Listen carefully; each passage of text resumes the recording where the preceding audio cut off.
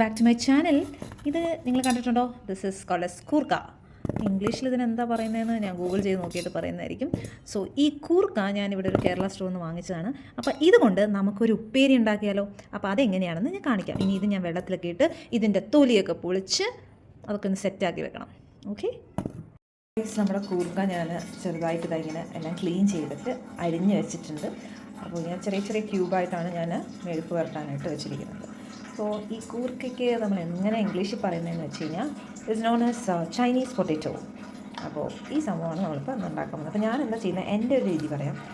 ഞാൻ ഇതെല്ലാം ഒന്ന് കുക്കറിൽ ഒരു വിസിലടിപ്പിക്കാം. ഒരുപാട് അടുപ്പിക്കരുത്, ജസ്റ്റ് 1 വിസിൽ, സോ ദാറ്റ് അതൊന്ന് വെന്ത് കിട്ടും. അപ്പോൾ അതിന് നമ്മൾ ഇതിനകത്ത് കുറച്ച് മഞ്ഞൾപ്പൊടിയും ഉപ്പും കൂടെ ഇട്ടിട്ട് നമുക്കൊന്ന് ഒരു വിസിലടിപ്പിക്കാം. ഓക്കെ, ഞാനിതിലേക്ക് കുറച്ച് മഞ്ഞൾപ്പൊടി ഇടാണ്, ലേശം മുളക് പൊടി ഇടുന്നുണ്ട് കേട്ടോ. പിന്നെ നമ്മുടെ ഉപ്പ്. നമുക്കിനി കുറച്ച് വെള്ളം ഒഴിച്ചിട്ട് ഒന്ന് വിസിലടിപ്പിക്കാം. നമ്മുടെ കൂർക്ക ഉപ്പേരിക്ക് വേണ്ടിയിട്ട്, മെഴുക്ക് പുരട്ടിക്ക് വേണ്ടിയിട്ട് നമ്മൾ മെയിനായിട്ട് വേണ്ടത് കുറച്ച് ചെറിയ ഉള്ളി, പിന്നെ ഗാർലിക്. ഇത് രണ്ടും കൂടെ നമുക്ക് ചതച്ചെടുക്കാം കേട്ടോ.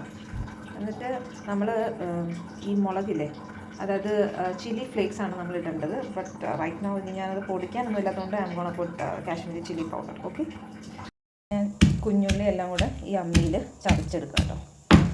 അങ്ങനെ ഈ ഒരു പരുവത്തിൽ വേണം ചതച്ചെടുക്കാൻ. സോ നമ്മുടെ കൂർക്ക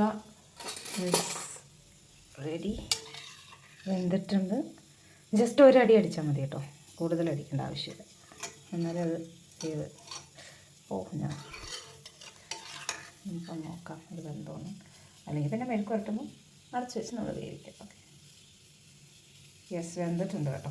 this is more than enough. കൂടുതൽ വെന്താലും അത് പഴപ്പഴാന്നാവത്തേ ഉള്ളൂ. So this is the right consistency. Okay, അപ്പോൾ ഈ രീതിയിൽ വേവിച്ചെടുക്കുക. അത് കഴിഞ്ഞ് നമുക്കിനി പ്രോസസ്സിലേക്ക് കിടക്കാം. പാനിൽ എണ്ണ ഒഴിച്ചിട്ടുണ്ട്. ഇനി ഇത് ചൂടായി വരുമ്പോഴത്തേക്ക് നമുക്ക് നമ്മൾ ചതച്ച് വെച്ചിരിക്കുന്ന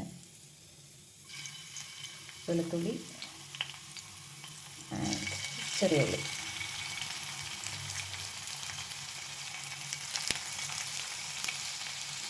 നന്നായിട്ട് മൂപ്പിക്കണം. കറിവേപ്പില ഇട്ടിട്ടുണ്ട്.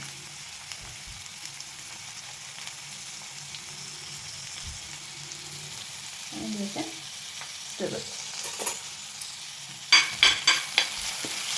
നന്നായിട്ടൊന്ന് മൂത്ത് വരട്ടെ. ഓക്കെ, ഇത് ഓൾമോസ്റ്റ് മൂത്തിട്ടുണ്ട്. അപ്പോൾ ഞാൻ ഇതിലേക്ക് കുറച്ച് മുളക് പൊടി ആഡ് ചെയ്ത് കൊടുക്കുകയാണ്. നിങ്ങൾക്ക് ചില്ലി ഫ്ലേക്സ് ആഡ് ചെയ്യാം, ബട്ട് ആഡ് ചെയ്യും ചില്ലി പൗഡർ. ഇത് നന്നായിട്ടൊന്ന് മൂക്കുമ്പം നമുക്ക് നമ്മുടെ കൂർക്ക അല്ലെങ്കിൽ ചൈനീസ് പൊട്ടാറ്റോ ഇതിലേക്ക് ആഡ് ചെയ്യാവുന്നതാണ്. നമ്മുടെ ചൈനീസ് പൊട്ടാറ്റോ നമ്മൾ ഇതിലേക്ക് ആഡ് ചെയ്യണം. നമ്മുടെ കൂർക്ക ഇതിലേക്ക് ആഡ് ചെയ്തിട്ട് കുറച്ച് നേരം നന്നായിട്ട് ഒന്ന് ഇളക്കി കൊടുക്കുക. ആ ഉള്ളിയും വെളുത്തുള്ളിയൊക്കെ അതിലേക്ക് നന്നായിട്ട് പിടിക്കണം.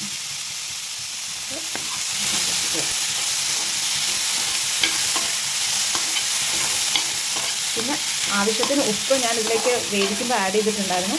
അതുകൂടാണ്ട് നമ്മളിത് നോക്കിയിട്ട് ഇനി ആഡ് ചെയ്ത് കൊടുക്കാവുന്നതാണ്. ഞാൻ ഈ ഉള്ളിയും വെളുത്തുള്ളിയും വഴറ്റുമ്പോൾ അതിലേക്ക് കുറച്ച് ആഡ് ചെയ്ത് കൊടുത്തിരുന്നു. നമ്മുടെ മെഴുക്ക് വരട്ടി is almost ready. Because already ഇത് ഞാൻ വേവിച്ച കൊണ്ട് കുറേ നേരം നമ്മളിതിന് വേണ്ടി സ്പെൻഡ് ചെയ്യണം. ഒറ്റൊരു വിസിൽ മതി കേട്ടോ, ഉടഞ്ഞു പോയിട്ടുമില്ല. എന്നിട്ട് ആ ഒരു പാകത്തിൽ ഇതൊന്ന് നന്നായിട്ട് യോജിക്കണ്ടേ. അപ്പോൾ നമ്മുടെ സ്വാദിഷ്ടമായ കൂർക്ക മെഴുക്ക് വരട്ടി ഈസ് റെഡി ഗൈസ്.